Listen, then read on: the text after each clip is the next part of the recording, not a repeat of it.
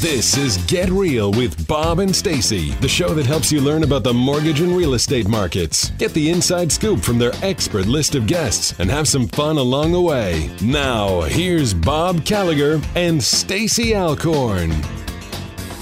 Welcome back. You're listening to Get Real with Bob and Stacy. You're joining us for our Leaders and Legends segment. And our first guest today is Keith Watson, president of Iconic Orange, a marketing and advertising firm. Welcome to the show, Keith.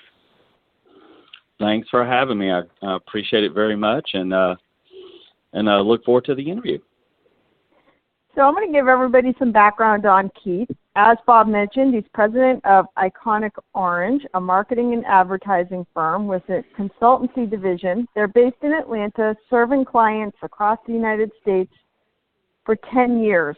And Keith has led an innovative team which helps companies identify true brand authenticity and establish unique value propositions. They create and measure emotional involvement outcomes by developing engaging content and communication that compels the right audience to take the right actions, making a brand recognized and memorable. Specializes in healthcare and IT companies, Keith Watson and his team help clients uniquely position themselves to stand out in a noisy marketplace while attracting and retaining audience engagement to build brand reputation and meaningful relationships. So a couple of things. First, if you could tell us where the name came from, Iconic Orange, and tell us a little bit about the company. Well, you know, I can give you the sexy answer to Iconic Orange that we give to everyone else, and that it combines two things that we feel we build iconic messaging and iconic brands. And orange is one of the colors that's one of the few vocabulary colors in the English language that you can't find anything that rhymes with. So that goes to our uniqueness. The truth of the matter is, Iconic Orange was actually the most popular nail polish color in 2012 in France. So as we were searching for that, that's where the inspiration came from. But I had to have a nice, as a marketing and ad agency, had to have a good spin. Awesome. So tell us about your brand. Well, we started out, we cut our teeth in healthcare overall, working basically in the technology corridor, with companies that build technology for healthcare integration, and it stuck with us, and we kind of grew up in that industry. Now we serve other industries, other major brands in pharmaceutical and in other technology. We've been fortunate enough to work with Fortune 100 companies such as Merck. We've been, even more fortunate in some cases to work with some really small emerging companies that have went on to develop and become huge companies or be bought out by larger companies. But I would say our mainstay is mid-cap companies under $100 million is really where our sweet spot is. And kind of where our consultancy, the center of our business is in our consultancy, and where that develops is mostly in that arena, staying in the healthcare IT, but in that mid-market range. So let's say a company reaches out to you. What happens during a consultancy review of a business? Well, in the consultancy side, if that's what we're brought in to do, our first step is to go in and identify what the company feels on every level from C-suite down to middle management, what the goals and objectives and the definition of the company, what they do. You'll be surprised at how many companies do not have a unified message of this is what we do and this is who we are.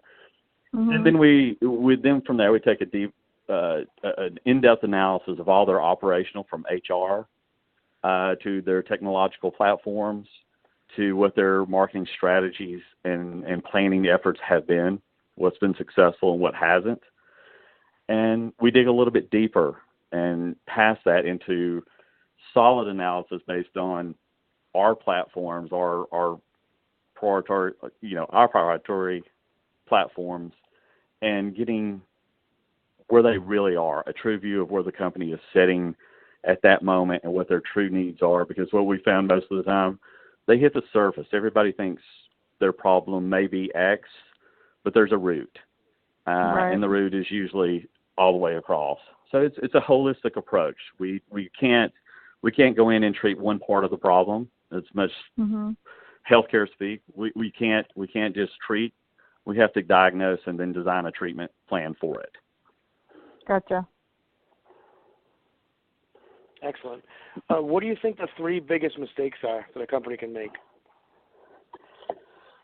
Wow, narrowing it down to 3. I think one is, right now we see technology, because there's so many people, there's so many young, brilliant minds that are developing great small platforms, technology platforms for marketing and sales. They immediately adopt them. They'll buy something for $69 and $99 and $139, and they'll look down. They're trying to pull data and analytics from 15, 20, 30. We've seen as much as 100 different platforms and programs to develop their marketing plan from, to develop their budgeting from, to base their success on what their campaigns have been. It doesn't work. Integration is probably number 1. Buying everything that sounds good kind of is the number 1 and combines with number 2. And then finding those, not having systems that integrate in together. And I would say number 3 is HR, is the human factor. It's ignored in marketing. They break it in and silo the overall purpose and goals and objectives, and do not let sales and marketing work together, which is another, big issue. It is that the HR. So I would say technology, integration, and the human factor, the human element, and then with the over-encompassing umbrella of integration of them all, and focusing on that and keeping that focus. How important do you think social media is right now for businesses? Social media, because as you mentioned before, we practice a thing. We believe in relational communications, relational marketing. We practice our own method of what we call emotional involvement marketing. We feel that social media should be the tip of the spear of everyone's marketing efforts. Social media has had started off in its early years of having a bad reputation, because there was a lot of people that, hey, three posts on Facebook, a post here, put your LinkedIn profile up, and, it's the if you build it, they will come thought process. But it's the strategies that need to be there, because with social, that is who you are as a business, who you are relationally to the general public, to your consumer, and how they're wanting to connect with you first. Because the average consumer, before they make any decision, whether you're B2C or B2B, they're going to use at least 3 technology points, digital points, to find out more about you. Social media is number 1. And they're looking, because what they want to know from social media is who you are as a company. People don't buy products, and people don't buy services. People buy people. And that is from day one. That will never change. So social media is taken way too lightly, and sometimes taken way too overboard, and turned into, we're going to do technology and information dumps, when it's called social for a reason. It needs to be relational, and it needs to be at the tip of the spear of everything that they do. Right. Do websites have the same importance they used to, and what's changed? Yes, websites are always going to have an extreme importance in the digital space. Again, going back to, people look for 3 sources: your social, digital, and they're going to look, depending on your business, review sites such as Yelp or Angie's List or those type of things, to see what other people are telling you, are talking about you and your company and your services. So your website is truly your hub. It's your digital hub and your image of who you are. The importance that it's changed is it's not so much the level of it and degree of importance, it's the fact of how it's being used and the importance of how it needs to be used now to where it wasn't that way, say, 10 or 15 years ago. 10 or 15 years ago, it was just a digital version of your brick and mortar. This is what we do. This is what we sell. You can order from our e-commerce site. Jeff Bezos changed that a lot with Amazon because that changes the e-commerce world tremendously, that in Shopify. So even on the e-commerce level, whether you're there or you're a high-level business, your website needs to be talking about who you are, putting a face on your company, letting people relate to you, letting them engage with you, and having good customer interaction and giving them the level of engagement that's easy for them to reach not only you, but the information that they need, and providing the information they need, not just the information you want to provide. Very few people want to read technical documents on what you do. If you're in a technical company, they don't want to know how the jeans made. They want to know more about you and why it's going to be cool to wear your blue jeans.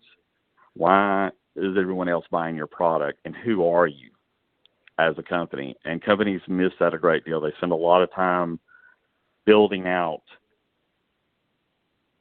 what all their products and service offerings are, and spending that time laying that out and not spending any time describing and developing a persona of themselves. And, you know, it is their representation of them as a person.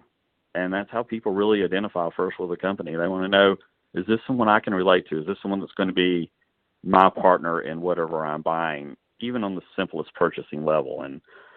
And you know, one of our things that we strive for, and I'm going to quote a very famous firm, Stacci & Stacci in Europe, and that's, we strive to build brands that people love and that they want to engage with and they want to be involved with.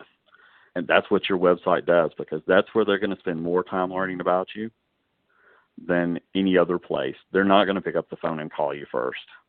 They're going to find out as much information digitally, and your website needs to be that. You need to tell what you sell. You need to tell what your product is. And if you're technical, you need to have that ability for them to find it. But they want to know who you are first and who they're doing business with. So Simon Sinek says that the best companies that grow unbelievable brands start with why, like why they do what they do. And basically you're helping brands expose not just what they do, but why they do what they do. Exactly, that's what's behind the emotional involvement marketing. Right. It's building that brand love. It's Right. building a brand that people love and trust, because if they love and trust you, they're going to share you, they're going to be loyal to you, and they're going to become walking, talking billboards, advocates for what you do and what you sell. And there is no amount of marketing spend that will ever buy that. Right. It's spending that time. Some companies that do it great. Look at Red Bull. I mean, Right. They show you the experience, the lifestyle.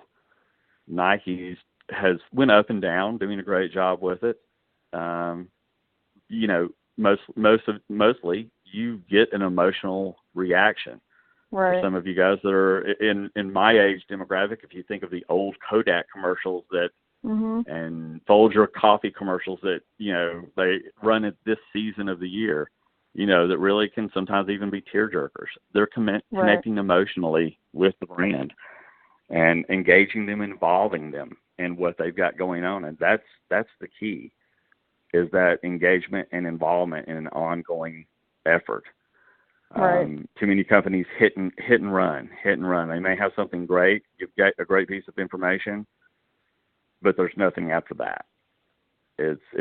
We equate it a lot to dating, and sometimes it's the guy with the great one-liner, but then he has nothing.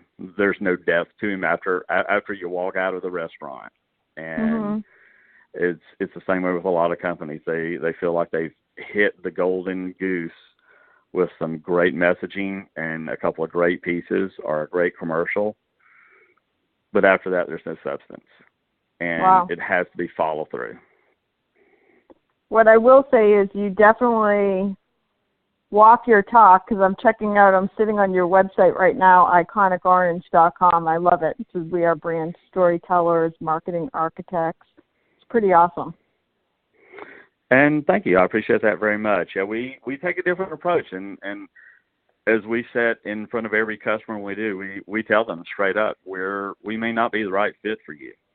Mm-hmm. And if we're not, let's be honest with each other from the beginning, and let's shake hands and be good corporate citizens, and just say, hey, here's somebody that may be, because we are a little different, and some companies are uncomfortable with really dealing with the human factor, but they forget who's buying your product. To me, it's a very obvious and common thing. You connect, and it's no different than falling in love. It's no different than having a relationship with your family and friends.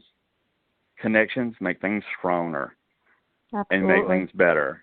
And companies lose sight of that.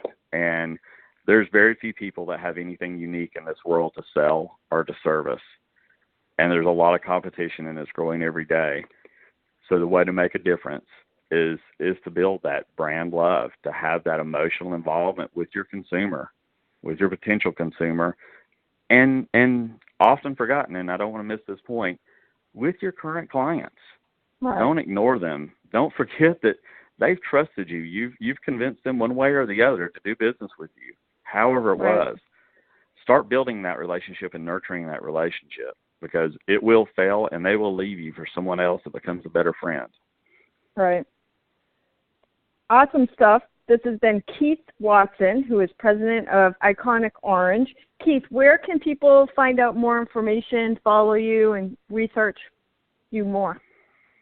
You can pretty much find us on every platform of social media. We're on Twitter at iconicorange, twitter.com is our handle. You can find all of our social media icons on our website. We'd love for you to go there first and check us out.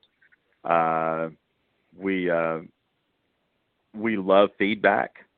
That's how we grow. That's how we become better. So good, bad, or indifferent, we'd love to hear from anyone. Sounds great. Thank you so much for joining us today, Keith. Thank you so much for the opportunity. You guys take care. Thank you. We're going to take a quick commercial break. We'll be back with more Get Real after this.